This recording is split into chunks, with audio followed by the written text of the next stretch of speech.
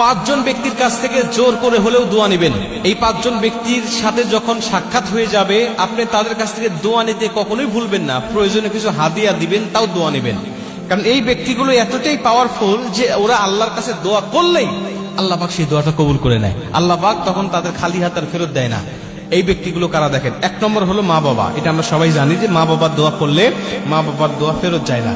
এজন্য মা বাবার কাছে যাবেন, বসবেন, তাদেরকে সন্তুষ্ট রাখবেন এবং মা বাবার কাছে দোয়া চাইতেও হয় না। দেখবেন ওরা অটোমেটিক দোয়া করে। মা বাবা সন্তানের জন্য অটোমেটিক দোয়া করে যদি সন্তানের প্রতি সে সন্তুষ্ট থাকে। এজন্য মা বাবার কাছ থেকে দোয়া নেবেন, প্রয়োজনে তাদের কাছ থেকে চেয়ে চেয়ে দোয়া নেবেন।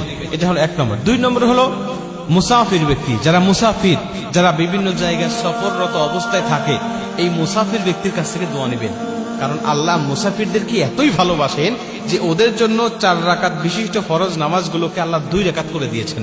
জোহরের নামাজ, আসরের নামাজ, ইশারের নামাজ আল্লাহ বলছে 4 রাকাত বিশিষ্ট, তো 4 রাকাত আর পড়ার দরকার নাই, তুমি 2 রাকাত পড়ো, আর 4 রাকাতের সওয়াব তোমাদেরকে দিয়ে দেবো।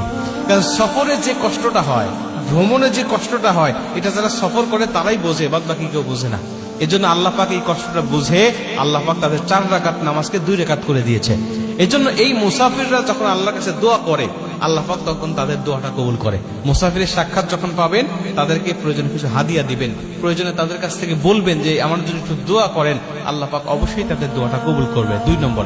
3 নম্বরে পুরো মাজলুম, যিনি মাজলুম হয়েছেন, যার উপরে জুলুম করা হয়েছে, এই মাজলুম ব্যক্তির কাছে যাবেন এবং তার কাছ থেকে আপনি দোয়া নেবেন, তার সাথে কৌশল বিনিময় করবেন, তার খোঁজ খবর নিবেন, কি কারণে তার উপরে জুলুম করা হয়েছে সবকিছু জেনে বুঝে আপনি প্রয়োজন অনুযায়ী আপনি তার কাছ থেকে দোয়াটা নিয়ে নেবেন যে আমার জন্য একটু দোয়া করবেন। আপনি তো মাজলুম, আল্লাহ পাক বলেছেন মাজলুমের দোয়া আর আমার মধ্যে কোনো পর্দা থাকে না, অতএব আপনি দোয়া করলে কবুল হবে। প্রয়োজনে কিছু হাদিয়া দিলেন তাকে যে আপনি একটু দোয়া করেন, সে সন্তুষ্ট হবে। আর মাজলুম ব্যক্তির তো টাকা পয়সার দরকার থাকে, আপনি তার কাছ থেকে দোয়াটা নিবেন, আল্লাহ পাক তার দোয়ার বরকতে আপনার জীবনটা উজালা করে দিবে। এটা হলো 3 নম্বর। 4 নম্বর হলো কোন সাইম, কোন রোজাদার ব্যক্তি, যিনি রোজা থাকে আল্লাহকে সন্তুষ্ট করার জন্য, এই রোজাদার ব্যক্তির দোয়া আল্লাহ কবুল করে। এবং নবীজি বলছেন কিয়ামতের ময়দানে ওই রোজা ওই ব্যক্তির সুপারিশকারী হিসেবে দাঁড়িয়ে যাবে। রমজান মাসে তো সবাই রোজা থাকে, কিন্তু রমজান মাসের বাহিরেও দেখবেন আল্লাহর অনেক খাস বান্দা আছে যারা নফল রোজা রাখে। বৃহস্পতিবারে, সোমবারে এবং আয়ামে বীজ প্রতি মাসে 3টা করে দেখবেন অনেকেই রোজা রাখে। এই রোজাদার ব্যক্তিদের কাছে যাবেন এবং তাদের কাছ থেকে দোয়া নেবেন, আল্লাহ পাক তাদের দোয়াটা কবুল করে আপনার জীবনটাকে উজালা করবে। এটা হলো 4 নম্বর। 5 নম্বরে হলো ন্যায় পরায়ণ শাসক, যিনি ইনসাফ ভিত্তিক বিচার ব্যবস্থা কায়েম করেন, যিনি ন্যায় পরায়ণ শাসক, যার বিচার আচারের মধ্যে কোনো দুর্নীতি নাই, কোনো ছয় নয় নাই, যিনি ডাইরেক্ট সত্যকে সত্য বলে, মিথ্যাকে মিথ্যা বলে। দেখবেন এই বিচারক কারা?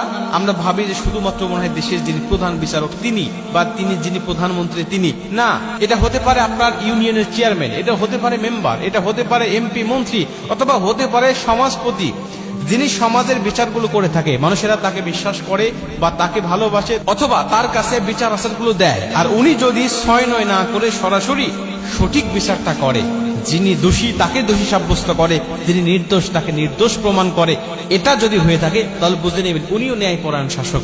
অতএব তার কাছ থেকেও আপনি দোয়া নিতে ভুলবেন না, আল্লাহ পাক তার দোয়াটাও কবুল করবেন।